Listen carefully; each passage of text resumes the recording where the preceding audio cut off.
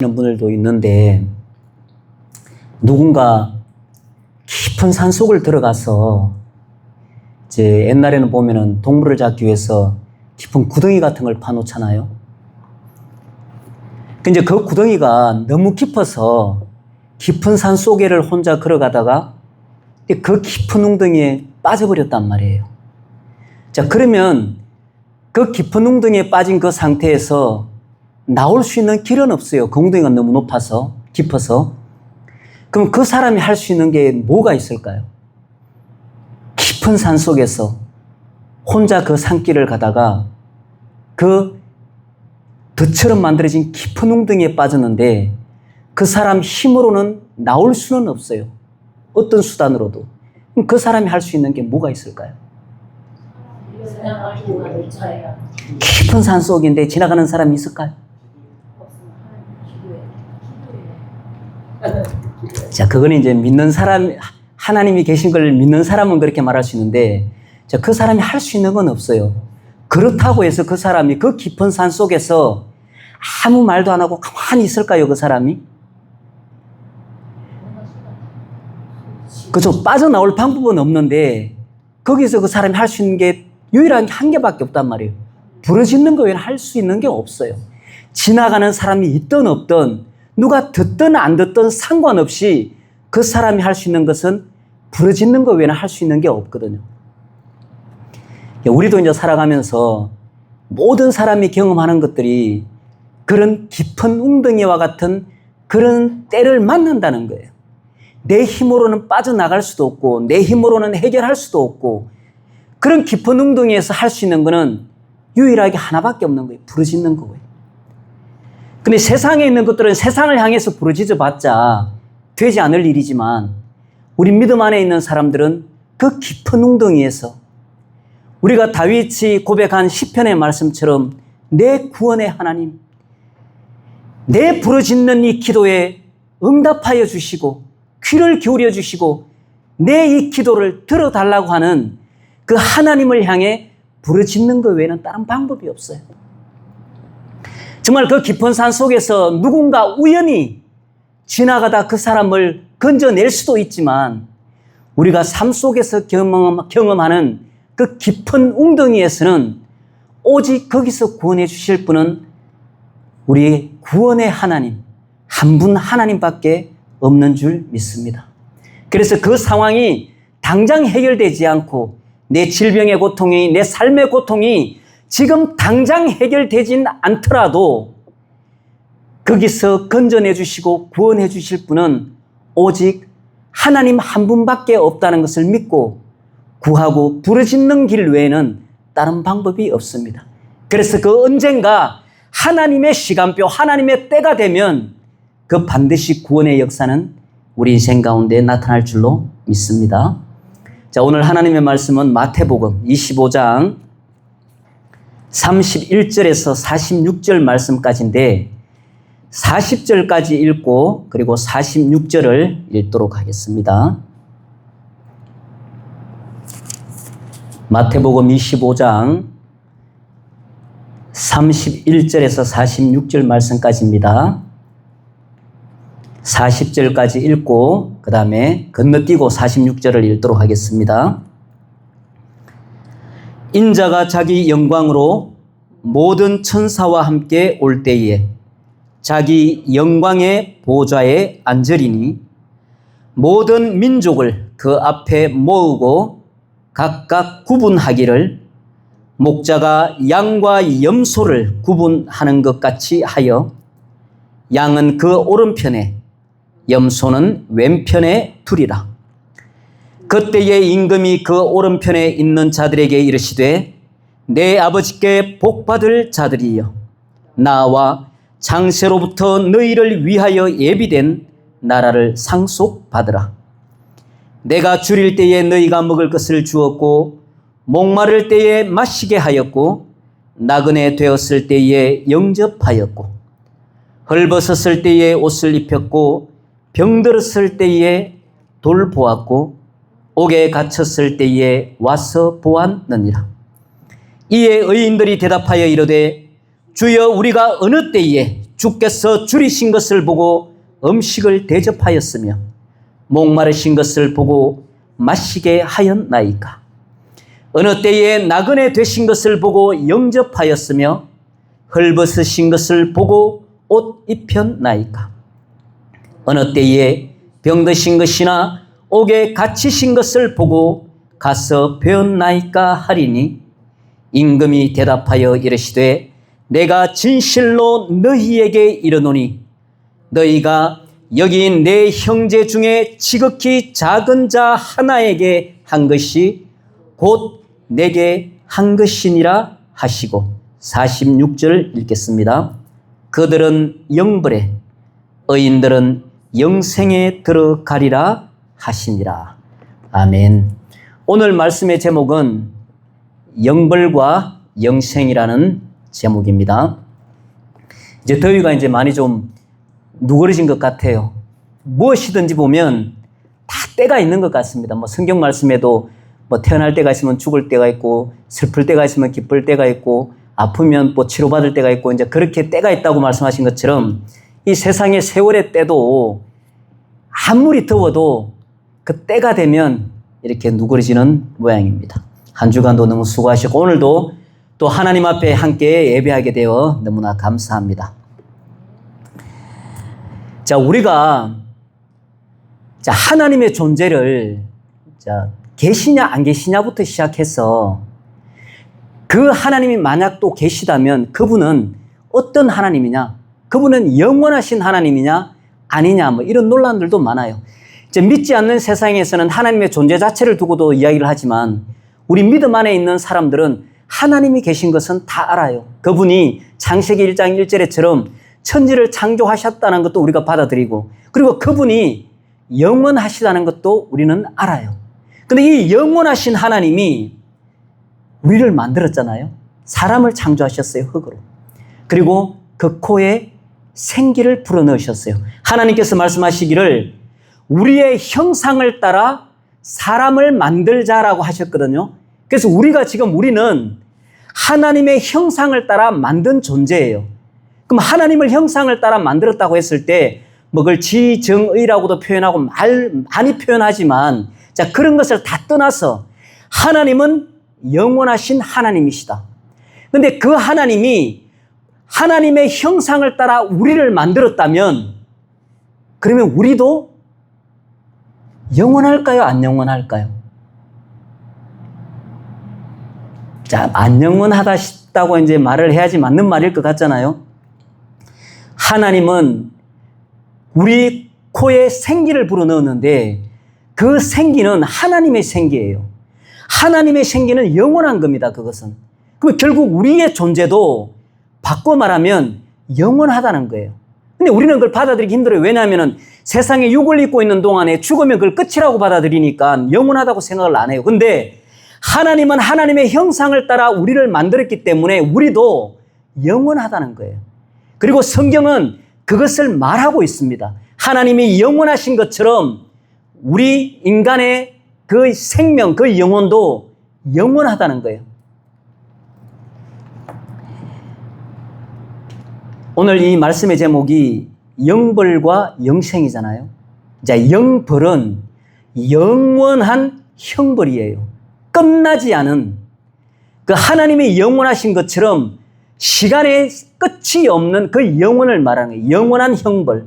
그리고 영생은 영원한 생명, 끝나지 않는 생명이라는 거예요. 영원한 생명은.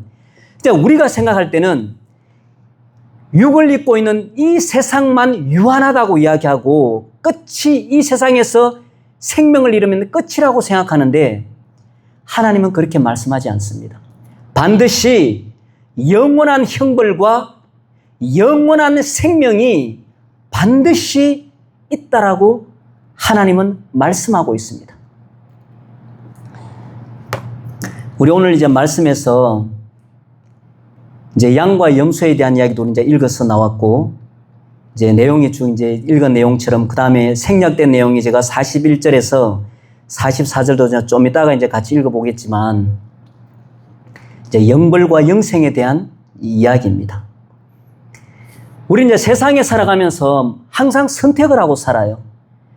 뭐 오늘 교회에 하나님 앞에 예배하기 오는 것도 물론 성령께서 인도하심도 있었겠지만 최종적으로는 내 선택에 달려 있는 거예요.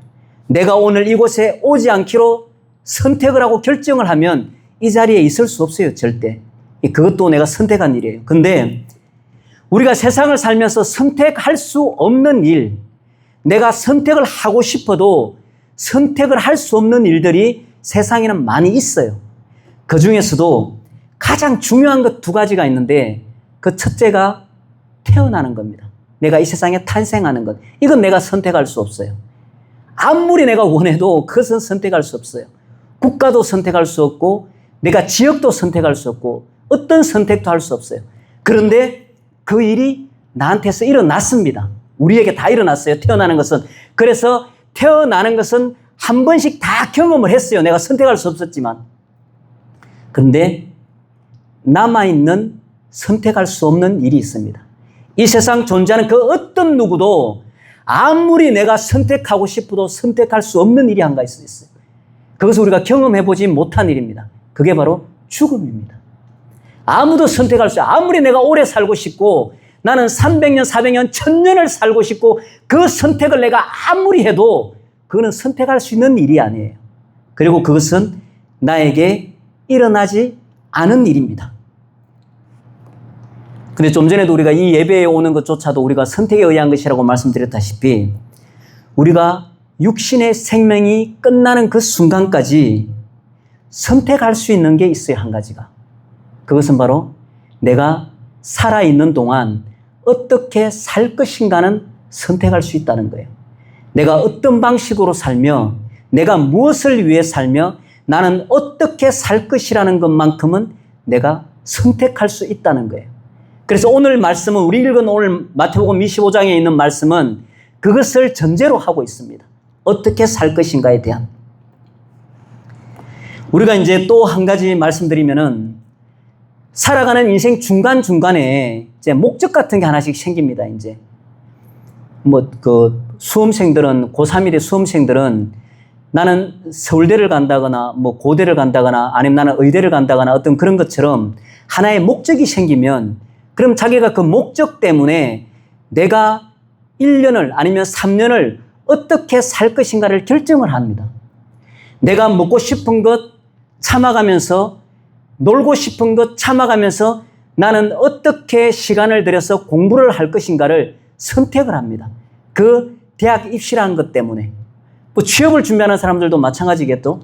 또 여자들 같은 경우에는 다이어트를 위해서라든가 예뻐지기 위해서 뭔가 목적을 정하면 그러면 내가 어떻게 살 것인가를 결정하고 그것을 선택을 합니다. 그게 우리의 삶이에요. 그건 이제 순간순간 일어나는 것들이고 오늘 우리 말씀에서 본 것은 내 인생 전체를 두고 내가 어떻게 살 것인가를 돌아보게 하고 그리고 살아있는 동안에 하는 선택이 최종적으로 어떤 결과를 초래하는지를 보여주는 말씀이 오늘 읽은 우리 말씀이에요.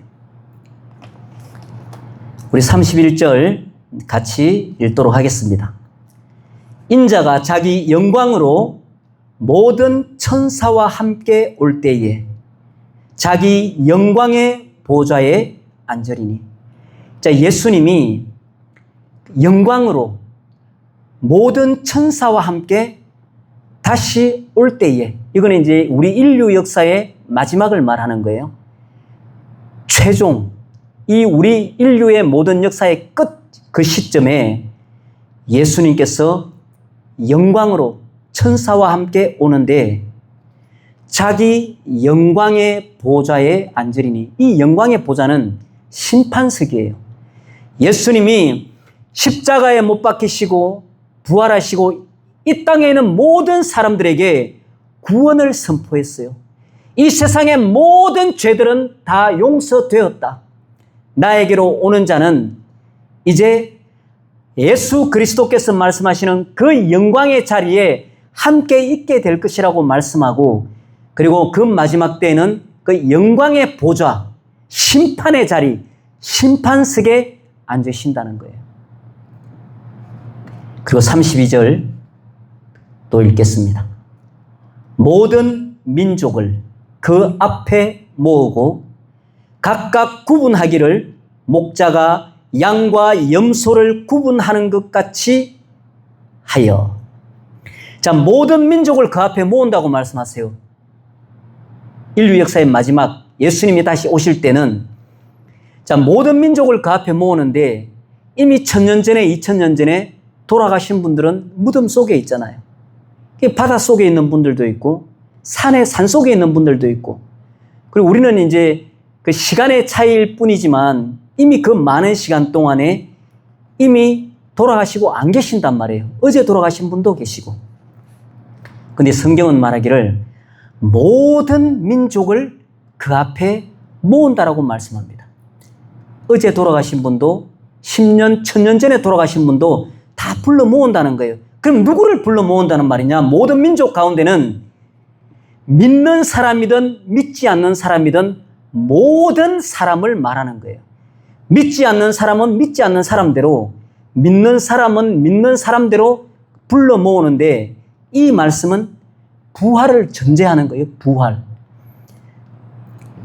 제일 처음에 제가 말씀드렸다시피 하나님이 영원하신 것처럼 하나님이 만드신 우리 모든 사람들도 영원하다. 그래서 부활이 일어나는데 우리 믿는 자들의 그 죽음은 영화로운 부활이에요. 영광스러운 부활. 그래서 모든 민족을 그 앞에 모으는 그 예수님 앞에 서게 되는 거예요. 그리고 믿지 않는 사람들도 똑같이 부활을 합니다. 부활이 없는 게 모든 사람에게 부활이 있어요. 왜냐하면 영원하기 때문에. 근데 그 부활은 심판을 위해서 소환하는 거예요. 영광스러운, 영화로운 부활이 아니에요. 믿지 않는 사람들은.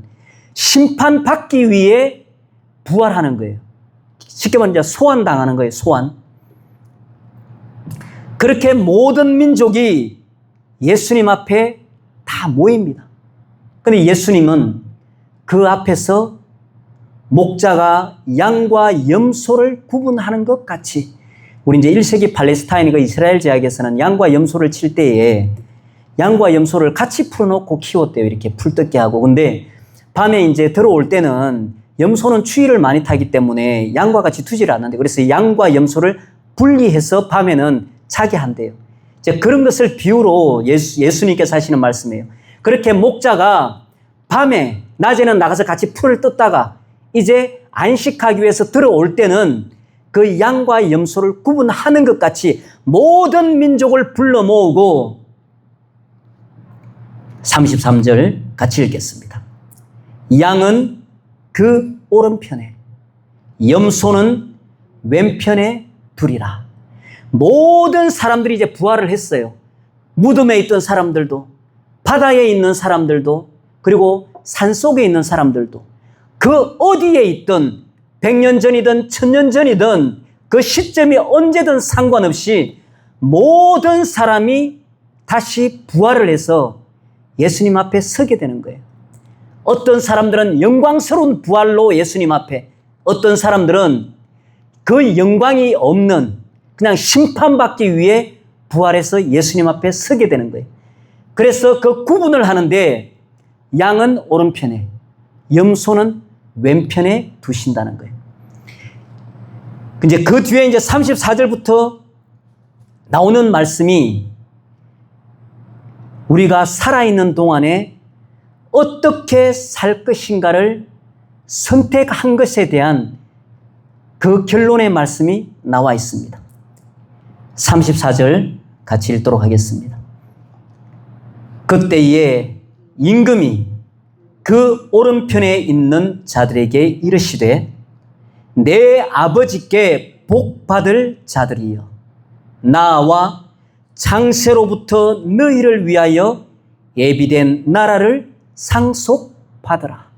자, 먼저 말씀합니다. 예수님은 복받을 자들이다. 오른편에 있는 그 양들은 이미 복받을 자들이다. 자, 나와서 너희를 위해 창세로부터 준비된 하나님의 그 나라를 상속받으라. 우리 로마서 8장에서도 말씀하셨다시피 자녀이면 상속자, 하나님의 상속자요 그리스도와 함께한 상속자라는 말씀을 우리가 본 적이 있잖아요. 상속자이기 때문에 상속받는다는 겁니다. 하나님 앞에 복받을 자들이라고 먼저 딱 선언이 돼요. 그리고 그것은 양들이라고 말하고 영광스러운 부활로 예수님 앞에 선 사람들이에요. 근데 이 사람들에 대해서 예수님이 이야기를 합니다. 35절, 36절 같이 읽도록 하겠습니다. 내가 줄일 때에 너희가 먹을 것을 주었고 목마를 때에 마시게 하였고 나그네 되었을 때에 영접하였고 헐벗었을 때에 옷을 입혔고 병들었을 때에 돌보았고 옥에 갇혔을 때에 와서 보았느니라. 예수님이 이렇게 말씀하신 거예요. 내가 줄일 때에 먹을 것을 주었다. 목마를 때에 마시게 하였다. 예수님이 이렇게 말씀했어요. 그런데 그 오른쪽에 있는 양들은 대답을 합니다. 어떻게 대답하는지 37절 한번 보겠습니다. 이에 의인들이 대답하여 이르되 주여 우리가 어느 때에 주께서 줄이신 것을 보고 음식을 대접하였으며 목마르신 것을 보고 마시게 하였나이까. 38절 39절 어느 때에 나그네 되신 것을 보고 영접하였으며 헐벗으신 것을 보고 옷 입혔나이까. 어느 때에 병드신 것이나 옥에 갇히신 것을 보고 가서 배웠나이까 하리니. 예수님의 말씀을 들은 이 오른쪽에 있는 사람들은 우리가 언제요? 우리가 언제 그랬습니까? 우리 그런 적 없는데요? 그렇게 대답을 하고 있는 거예요. 예수님이 그렇게 했다고 말을 하니까 언제요? 우리 그런 기억 없어요. 우리 그렇게 한 적이 없는데요? 그렇게 말을 한 거예요. 40절 같이 읽겠습니다. 임금이 대답하여 이르시되 내가 진실로 너희에게 이르노니 너희가 내 형제 중에 지극히 작은 자 하나에게 한 것이 곧 내게 한 것이니라 하시고. 자, 예수님은 일치를 시키고 있어요. 우리 이제 다메섹 도상에서 사도 바울이 예수 믿는 자들을 잡으러 갈 때에 예수님이 나타나서 하신 말씀이 네가 핍박하는 내 수다라고 이야기했거든요. 바울이 예수님을 직접 핍박한 적이 없어요. 근데 일치시킨 거예요. 예수 그리스도 때문에 핍박당하는 사람과 예수님은 동일시를 한 거예요. 그 사람이 바로 나다라고 이야기한 거예요. 오늘 말씀에도 동일하게 말씀하고 있습니다. 줄일 때에 너희가 먹을 것을 줬다. 근데 예수님이 직접 받아 먹은 게 아니에요. 그런데 문제는 40절에 내 형제 중에 지극히 작은 자 하나에게 한 것, 그것이 곧 내게 한 것이다. 그건 내가 받은 것이라는 거예요. 줄일 때 목마를 때 마시게 하였을 때 그 마신 건 내가 마신 거라는 거예요. 헐벗었을 때 옷 입혀준 거, 그 옷을 예수님은 내가 입었다라고 말씀하고 있는 것입니다. 누구에게? 내 형제 중에 지극히 작은 자 하나에게. 물론 이것을 아주 광범위하게 보면은 우리 세상에 있는 모든 사람들을 포함할 수도 있지만 성경에서 기본적으로 말하는 것은 이제 공동체를 기본적으로 이야기하는 거예요. 한 공동체 안에서 내 형제, 공동체 안에 있는 내 형제 중 지극히 작은 자 하나의 의미를 포함하고 있는 거예요. 그리고 그 넓은 의미에서는 모든 우리 세상 이웃들 다 포함하는 이야기일 수도 있지만 기본적으로는 공동체 안에서 믿음 안에 있는 사람들을 전제로 하는 내용입니다. 우리 이제 생략했던 구절 41절 같이 한번 또 읽어보겠습니다. 또 왼편에 있는 자들에게 이르시되 저주를 받은 자들아 나를 떠나 마귀와 그 사자들을 위하여 예비된 영원한 불에 들어가라. 이것도 먼저 미리 말씀을 해버려요. 오른편 왼편 양과 염소를 구분하듯이 오른쪽 왼쪽을 딱 나눠놓고 왼편에 있는 자들에게 미리 선포를 해버립니다. 저주를 받은 자들아 마귀와 그 사자들을 위하여 예비된 영원한 불에 들어가라. 그 영원한 불은 불못입니다. 구더기도 타지 않는 영원한 불이에요. 꺼지지 않는 불이에요. 그러니까 이곳에서는 영원한 고통이에요. 이 형벌은 영원한 형벌인데 그 영원한 형벌은 꺼지지 않는 그 불 가운데서 영원이에요. 근데 이 불못은 하나님의 형상대로 창조된 우리 사람들을 위하여 그것을 하나님께서 준비하신 곳이 아니에요. 그곳은 마귀와 그 사자들을 위하여 예비된 곳이에요. 그곳은 42절 같이 또 읽도록 하겠습니다. 내가 줄일 때에 너희가 먹을 것을 주지 아니하였고 목마를 때에 마시게 하지 아니하였고 43절 나그네 되었을 때 영접하지 아니하였고 헐벗었을 때에 옷 입히지 아니하였고 병들었을 때와 옥에 갇혔을 때에 돌보지 아니하였느니라.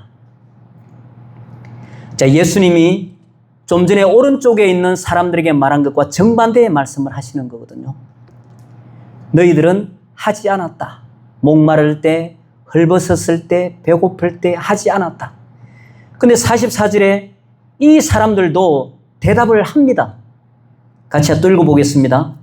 그들도 대답하여 이르되 주여 우리가 어느 때에 주께서 줄이신 것이나 목마르신 것이나 나그네 되신 것이나 헐벗으신 것이나 병드신 것이나 옥에 갇힌 것을 보고 공양하지 아니하더이까. 자, 이 말은 예수님께 직접 이렇게 했다는 말의 의미가 아니라 예수님께서 너희들은 그렇게 하지 않았다라고 이렇게 말하니까 이 사람들도 말하기를 우리가 언제요? 이렇게 동일하게 말하는 거예요. 오른쪽에 있는 사람들이 우리가 언제 그랬습니까? 라고 반문한 것처럼 이 왼쪽에 있는 사람들도 예수님이 너희들은 그렇게 하지 않았으라고 하니까 우리가 언제요? 예수님이 그렇게 굶는다든지 갇힌다거나 헐벗으면은 우리가 왜 안 했겠습니까? 그것을 당연히 했겠지요. 이 사람들이 이렇게 말하는 거예요. 공양하지 아니하더이까라는 이 말은 우리가 그렇게 예수님이 그렇게 했을 때 했다는 그 말이 아니라 이 사람들은 예수님을 만나지도 못했어요. 보지도 못했어요. 그런데 그 말에 뭐라면 만약에 예수님이 진짜 그랬더라면 우리는 그렇게 했을 거라는 거예요. 왜 우리가 그걸 안 했겠습니까? 그 말의 뜻이라는 거예요. 그렇게 했다라고 하는 말의 의미 자체가. 그런데 이 사람들은 왼쪽에 있는 사람들은 예수님께 해야만 그렇게 하는 거라고 생각했다는 거예요. 예수님이 그렇게 정말 헐벗고 먹지 못했다면 우리가 당연히 예수님이 말씀하신 것처럼 그렇게 했을 텐데 그럴 일이 없었잖아요. 이런 의미라는 거예요. 45절 같이 읽겠습니다. 이에 임금이 대답하여 이르시되 내가 진실로 너희에게 이르노니 이 지극히 작은 자 하나에게 하지 아니한 것이 곧 내게 하지 아니한 것이니라 하시리니. 오른쪽에 있는 사람들하고 정반대입니다. 우리가 그게 예수님인 줄 알았다면 왜 우리가 그걸 안 했겠어요?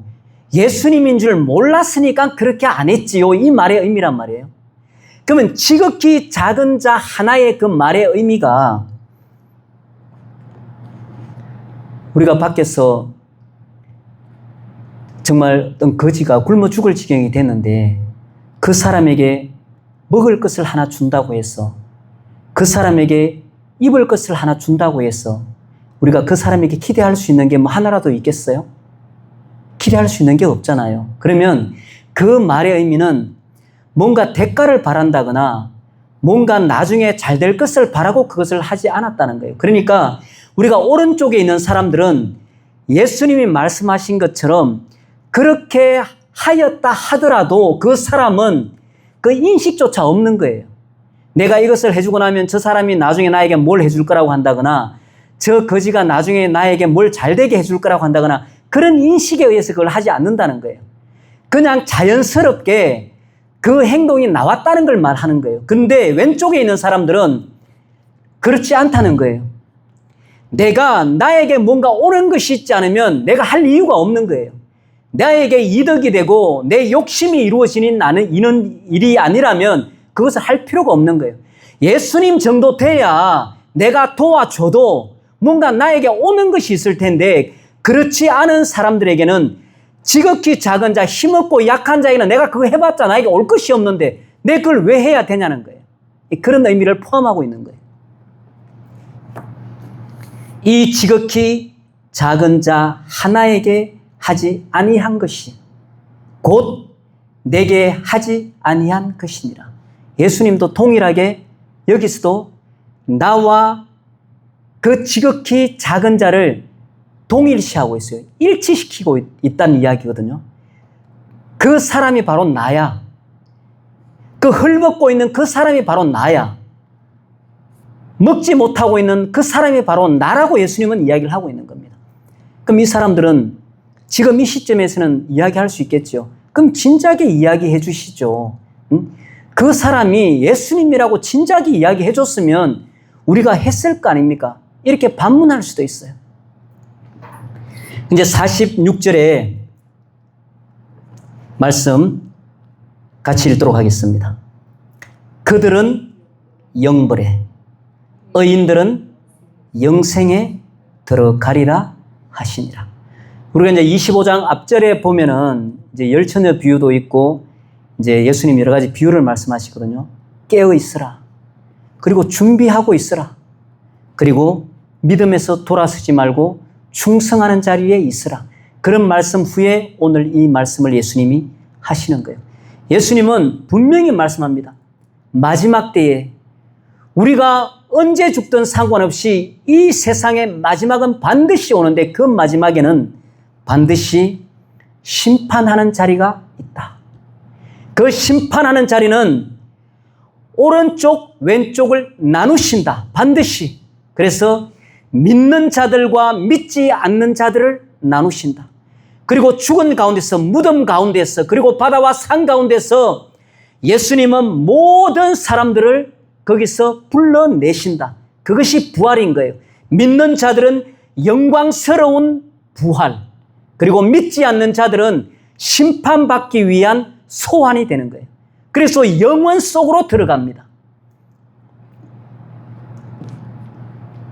그래서 지극히 작은 자 하나에게 하지 아니한 자들, 그 자들은 어떤 자들인 믿지 않는 자들, 영불에, 의인들은 영생에 들어가리라. 그래서 우리는 선택할 수 있습니다. 살아있는 동안에 내가 어떻게 살 것인지, 어떤 방식으로 살 것인지, 내가 무엇을 위해 살 것인지 우리는 다 선택할 수 있다는 거예요. 우리가 예배를 하나님 앞에 나오는 것도 우리가 선택할 수 있고, 내가 그것을 포기하는 것도 선택할 수 있고, 우리가 깊은 웅덩이에 있을 때에 내가 낙심하고 낭망하고 거기에 빠져서 헤어나오지 못하는 그 상황에서 절망하고 자살을 선택할 수도 있고, 그리고 끝이 없이 보이는 그 속에서 하나님을 향해 부르짖는 것도 선택할 수 있다는 겁니다. 우리의 삶이 언제 끝날지는 우리가 아무도 모릅니다. 다만 우리가 기대하고 우리 마음 가운데 내 생명은 내일 끝나지 않을 거야라는 그 보이지 않는 그냥 소망을 가지고 사는 거예요. 5년이라는 시간이, 10년이라는 시간이, 세월이 흘러도 내 생명은 괜찮을 거야. 그래도 살아있게 되겠지. 그런 보이지 않는 소망을 갖고 사는 거예요. 근데 그것은 육을 갖고 있는 우리의 소망에 불과해요. 우리 오늘도 어디선가엔 교통사고 때문에, 누군가는 질병 때문에, 누군가는 요양원에서, 우리가 알 수 없는 곳에서 누군가는 이 시간에도 생명을 잃어가고 있습니다. 그게 다만 오늘 이 시간 내가 아닐 뿐인 거예요. 그래서 우리는 단 하루를 살아도, 1년을 살아도 오늘 말씀처럼 지극히 작은 자 하나에게 하는 것이 예수 그리스도께 하는 것이라는 그 마음으로 돌보고 같이 위해주는 그런 공동체가 될 수 있도록 우리 예수님의 이름으로 축복합니다.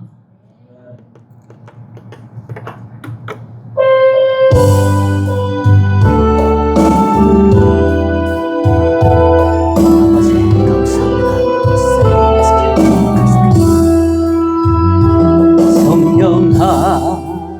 하나님 나를 만지소서. 상하고 깨어져 지친 나를 새롭게 하소서. 성령의 바람 시들인 내 영 살리소서. 성령 하나님 이 땅 고치소서. 죄악의 어둠 속 헤매는 우리 태워주소서. 성령의 불로 세상 헛된 맘 태우소서.